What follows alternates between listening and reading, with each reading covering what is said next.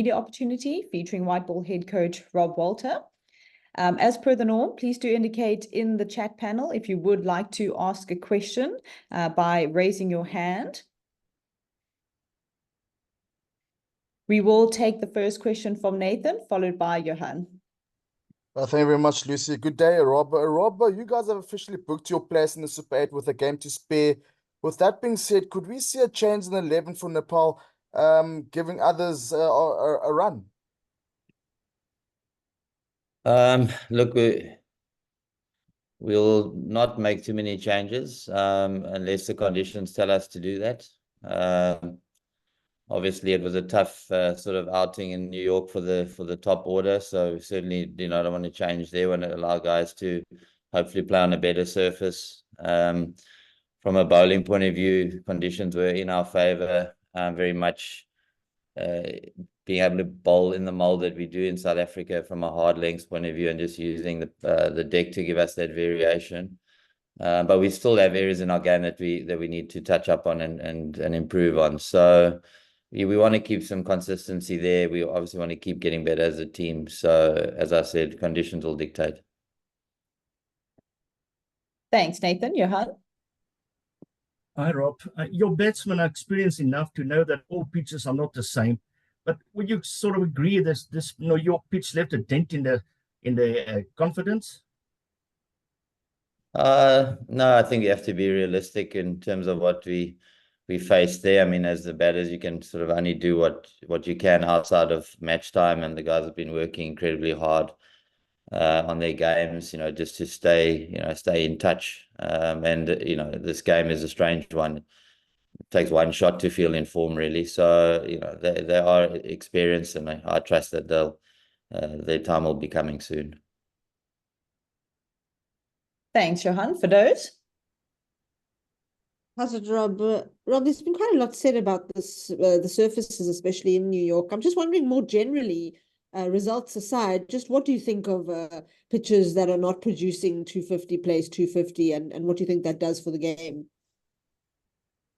I mean, look, I think people have just got used to the T20 format looking a certain way, probably especially on the back of IPL. But I don't think anyone can say that those games weren't exciting. We had a number of cliffhangers, and yes, as I said, maybe not the new age of T20 cricket, but certainly great contests in a different way. Thanks for those, Ken. Thanks, Lucy. How's it, Rob? Rob, obviously it's a bit difficult being so far away, knowing what the messaging has been like to the top order. And now you're going to a ground, Kingston, where I think the first match is being played tomorrow, so you don't really know yet how that pitch is going to behave. But was the messaging to the top order in New York sort of along the lines of play more sort of normal cricket, given how tough it was batting there? And how difficult is it then if you get to Kingston and it's like say an IPL pitch where you're looking at 200 plus? How difficult is it to change the messaging at such short notice, and for them to obviously follow that? Look, I think, our sort of default in terms of the way we've been playing for a period of time, is that sort of aggressive, expansive brand. So it's not like the guys are not used to doing it. So being able to click back into that form in terms of how we play, I don't think will be too tough. I suppose that is just what the guys do these days. The pitch in New York was tough purely because you had variable bounce both laterally and horizontally, so or vertically rather. So it made it tough to make good positions, to take anything on, because you just didn't know what was coming your way. But as soon as the pitches are good, I think the batters understand what is required and how to play from there. Thanks. We'll go Telford next. Things are here. Thanks, Lucy. How's it, Rob? I just wonder whether you have any first-hand intelligence on what the surfaces might be like from here. Are you talking to anybody in the Caribbean, or is it a case of you pitch up and make up your own minds? Yeah. Look, we've got a a few guys here who we speak to. We obviously connect with the groundsman. Donovan Miller was with, spent a bit of time with us at the West Indies T20 series prior to the World Cup. We lean on him a little bit from a surface point of view, as a guy who's really, done his trade here in the T20 circuit in the West Indies. Our bus driver at 3 a.m. in the morning when we arrived told me that when the sea's rough, then there's bounce and pace, and when the sea's calm, then it spins. So there was a nice bit of intel as well. So we gather it from wherever we can. And most importantly, I still want us to be able to respond to the conditions in front of us, and be able to figure out a method to win, which I thought we did well in New York. Thanks, Telford. So here.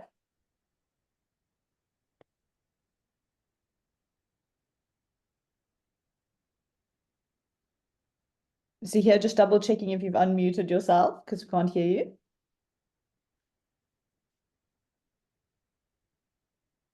I think what we'll do is we'll just go on There we to... go. There we go. Oh, there Sorry, we go. guys. Okay, perfect. No, we can hear you Yeah. loud and clearly now. Rob, just obviously, wanting to be playing close games week in, day out, and lose a little bit more of that hair of yours. But just how much do you take from those victories when you get over the line and in a competition like this where momentum is key, and also does how much does Tom come into the picture when you guys get over the line in games like that? Firstly, there's very little hair left anyway, so don't have to worry too much about that. But I think, as I said to the team, we've been on the wrong side of those types of results in the past. So it's been great to see just how the guys have fought and played under pressure. The batters in the middle order, we've managed to get us to a total, and then chase down. So from my point of view, yeah, just the fight, just the resilience shown by the squad, through these games, as they were incredibly tough games of cricket, very tight. Your progression into the next round relies very much on those results. So there's definitely an edge to that. So yeah, just nice to see the way the guys responded to it. And yeah, Tom, along with the entire coaching staff, we're working, continually to just assess the mindset of the team and try and understand what they need from us, try and understand, what is required to create those sort of winning moments and jumping on those moments when they arrive in the game. So, again, I'm obviously stoked to have seen how the guys responded under pressure. We know that it's not going to get less from here. Going into the Super 8s, there's 3 massive games there that you're playing, in 5 days with travel in between. So that's going to be a significant week, obviously, and then hopefully, as we move on into the semi-final stage. So it's good to be put under pressure early, and hopefully along the way we can actually have some easy games. Great, thanks. We're going to go to Stu, then Morgan. Hello, Rob. Aside from the top order which you've discussed, those areas that you'd like to see improved and polished, what are they? Were you entirely happy with the way the bowling and the fielding went in New York? I thought the fielding quality and intensity was excellent. Other than Marco's drop catch, which I'm still sure he's not sure how you drop that, but other than that, I thought the execution in the field was excellent, as I said, and the intensity was outstanding. From a bowling point of view, there's just certain areas that the game never led us to, as in, a death phase where 2 set batters are in and putting us under pressure. So, we want to continue improving that space. I mean, World Cricket has shown us that if you have 2 set batters batting in the last 5 overs of the game in T20 cricket on a good wicket, it's a really tough thing to manage. So we still want to be able to brush up on that. And as a bowling unit overall, we just continue trying to be better, trying to execute our skills better than the day before. I thought there was a great progression from a bowling point of view, and how the guys responded to those conditions was excellent. And then from a batting point of view, hoping that we can get some surfaces that allow the guys to to play their brand, their expansive brand, and really show the other side of their skill sets. Thanks, Stu. Morgan. Thanks, Lucy. Hi, Rob. Rob, the last time we spoke to you, there were still question marks about Henrich, and you backed him, and he certainly has stepped up to the plate. He's been absolutely immense.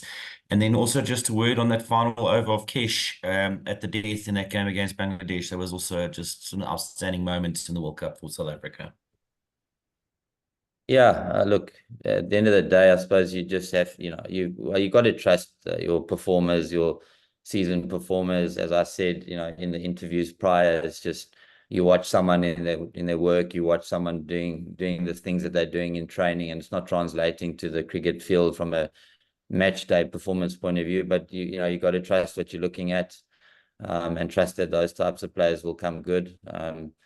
And he certainly has started with a bang. So more than anything, I'm just happy for him. I know the work that he put in, and to experience what he did coming back from injury, and then to go through that and come out on the other side and perform like he did is kudos to him as a performer. So yeah, I think from that point of view, yeah, very, very tough for Heinrich. And then to Kesh's over, I think he would self-admittedly say it wasn't the best over that he's ever bowled in T20 cricket. But it was nice to have the rub of the green go our way, and for him to, again, there'll be very few guys who work harder on their games than Kesh does. So for him to get to bowl that last over and come out on the other side successful is awesome. And I know he'll be real with himself from an execution point of view, but still, to be the guy who you throw the ball to in that situation and see him thrive in that was awesome. Yeah. Thanks, Morgan. I'm going to go Ken, then we'll look to wrap with Stu if there are no further questions. Yeah, Rob, congratulations on reaching the Super 8 from a pool of death, by the way. You mentioned, obviously the coaching staff will be very happy with the way the guys have come through tight games. How are the players feeling, though? How's the mood in the camp? Are you sensing that there's a bit more belief, a bit more confidence? Obviously, it's easy to be chipper when you're winning. So, but from a team point of view, I think everyone is, just pretty chuffed that they come out on the right side of the results and the way that we fought as a unit. Obviously, winning creates belief. I don't think that, belief is something that this team struggles with most of the time or all of the time. I think they back themselves, and we certainly back them as a coaching staff. Yeah, and they're a tight unit. I think all of you on this call that have spent any time with the team understand how they are as a group of people. They're good human beings. They get on well together. They're sort of a great advert from a team point of view. And yeah, we get to celebrate it. We've got to celebrate a few wins, which has been great, and celebrate being part of the next phase of this competition. You guys have had a few days off today and yesterday, but tomorrow we're back at it. We want to have a clean sweep of our pool round. That's certainly something we're focusing on, and then taking that into the Super 8. Thanks, Stu. And then I see Zahir also has his hand up, so we'll look to wrap with Zahir. Go ahead, Stu. Thanks. Rob, just sort of from a broader picture perspective, you guys have got your own goal over there, but part of this tournament is trying to sell the sport to the US. You guys were pretty central to that in New York, playing 3 games there. I was wondering from your perspective, and even from the team perspective, how they felt you impacted the United States as far as getting Americans to like cricket.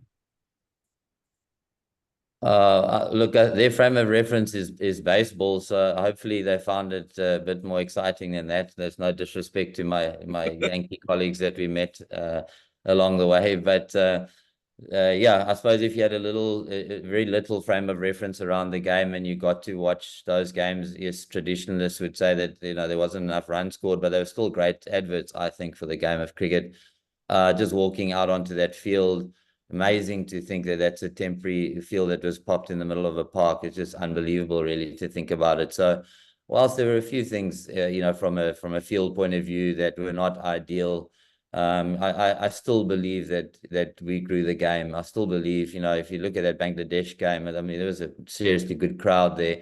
Not many Saffers there, by the way, a lot of Bangladeshi supporters, but it was still a great vibe. It was still a great game.